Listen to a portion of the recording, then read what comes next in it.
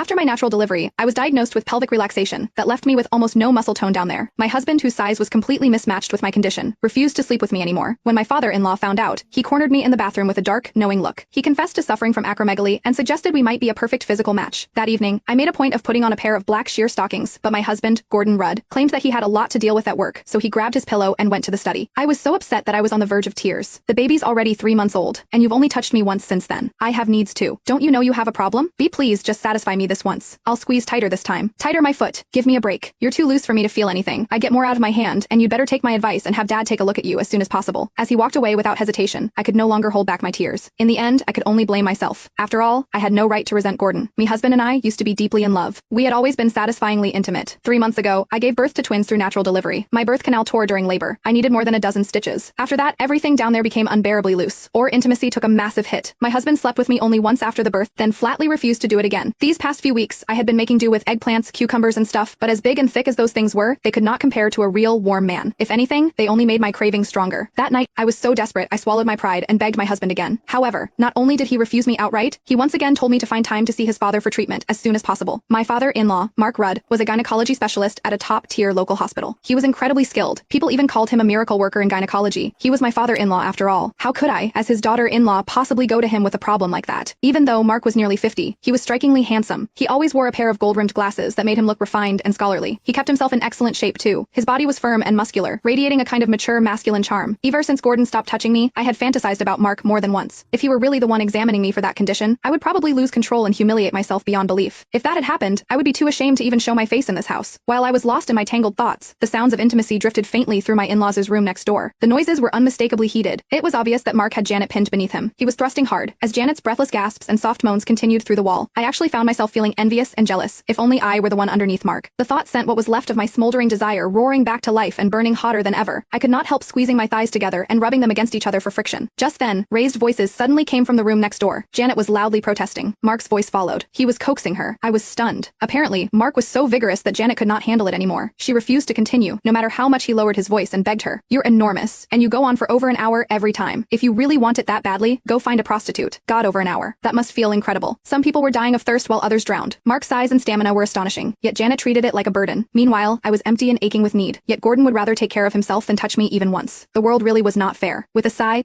I climbed out of bed and padded miserably to the guest bathroom in the living room. Standing in front of the mirror, I looked at myself. My skin was fair and smooth. I had a body with curves that turned heads. Anyone who saw me would call me a beauty. Yet, despite my perfect appearance, my husband paid no attention. I was left to rely on myself. I stood in front of the mirror, lifted one leg, and bit my lip. I started pleasuring myself.